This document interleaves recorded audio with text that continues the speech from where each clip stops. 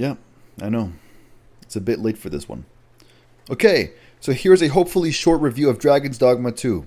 I know I'm late to this game, and I'll be honest. I'm kind of a broke piece of shit, and AAA gaming is a very expensive hobby these days. And I have to build up a viewership somehow, right? Next week, I'll probably have a hard time picking between, I don't know, Elder Scrolls 4 or Jak 3. Oh yeah, thank you guys so much for 200 subs. Now enough of the bullshit. This is a big game, and it's hard to keep it short. Dragon's Dogma 2 is an open-world action RPG, and it's a weird one. It's a game that could have been, but isn't one of the greatest action RPGs of our generation. The footage that you see is early game, but with an end game build and New Game Plus. At first, this game is very hard. You're constantly getting your ass kicked by goblins, harpies, big lizards, and then more goblins. And then you can actually see me going through these guys like it's nothing, and that's because my character's 80 hours in. The world is really beautiful and massive. It's an open world, and it's got caves, dungeons, towns, cities, loot, enemies every 10 steps you take, and at least a few biomes to explore. The world's got amazing vistas that makes you wish you could run it on higher settings, and it's got many sections that seem to be closed off to story progression, but they're secretly accessible. Exploration is one of this game's biggest strengths. I love open worlds with an emphasis on exploration, and this is definitely one of them. There are many spots in the map you don't know you can get to, then you find a random way to get to them. I have to mention that there are a lot of things that could have been done better to improve it, and I'll get to that. Now let's talk about the combat. There's a lot of it here, and it's one of the best parts of the game. Without exaggeration, almost every single step you take puts you in a fight. And before I get into the mechanics, one of the game's worst flaws, which affects exploration, is its enemy variety. You're constantly fighting the same fucking enemies over and over. It gets so repetitive. I didn't mind it as much as I should have.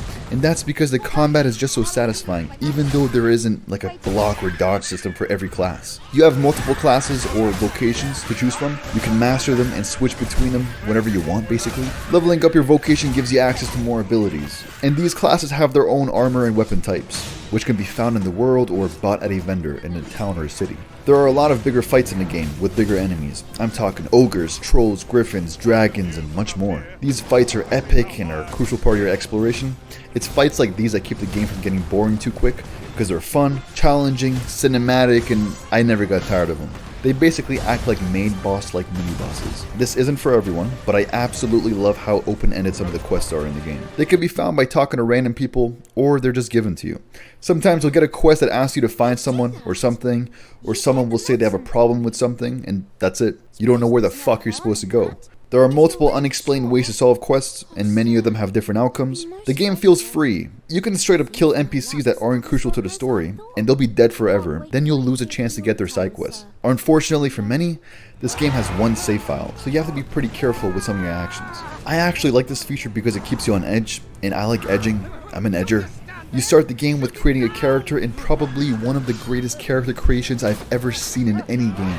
People straight up created celebrities and famous game characters with it. You can see it on Steam's community. You also create your very own pawn, which is a companion that follows orders and helps you fight, loot, and heal. It's the exact same character builder, so you can go ham and build the coolest companion ever. You can also recruit other companions that other players made or Capcom made in a place called the Rift. These companions or pawns bring along experiences they had in another world with other players, like chest locations or enemy weaknesses. Sometimes these pawns act stupid, like talk non-stop, fall off cliffs, or get thrown off a cliff by you, but they're great for fighting and company. Okay, combat is sick, character creation is top-notch, the world is absolutely blasting.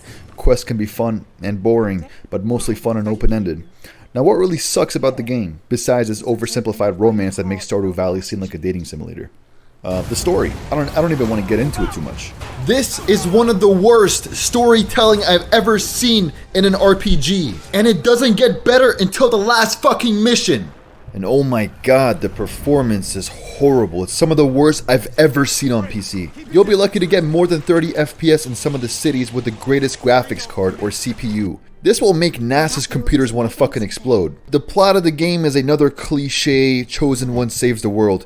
But the plot isn't the issue here, it's that it's just not as engaging as it should be. Skyrim had a similar plot, Elden Ring had a similar plot, and look at what they did.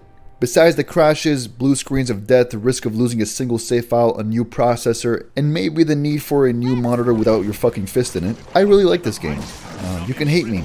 And I played the first one, which does many things better that I wish carried over to the second game. But this game is titled Dragon's Dogma 2, but it's really Dragon's Dogma Rebirth. reboot, remake, retold, or whatever you want to call it. It's got great combat, amazing world and exploration, decent music, sick boss fights, helpful companions, good RPG mechanics, the greatest character creator, multiple endings and open-ended quests, and some decision making. But alongside that, it's got some of the worst fucking performance ever and a garbage story. But besides all that, Dragon's Dogma 2 is a good game. Not great, but good. I love this game, and I will gladly come back to play it again. It's not for everyone with its weird-ass mechanics, and unfortunately, it's been many months since the game launched and still hasn't received any proper performance updates. Which is so sad because this is a game that many can't experience technically. In my opinion, wait for a sale, or an update, or both. The things that the game does right towers its flaws. And Dragon's Dogma 2 at its core, to me, is an 8 out of 10. If you like this video, please like, share, subscribe. And as a software developer, I decided to make my own website. Check it out. I hope that this website improves my online presence so that I can request for review copies and give you guys more content. Let me know what game I should do next in the comments.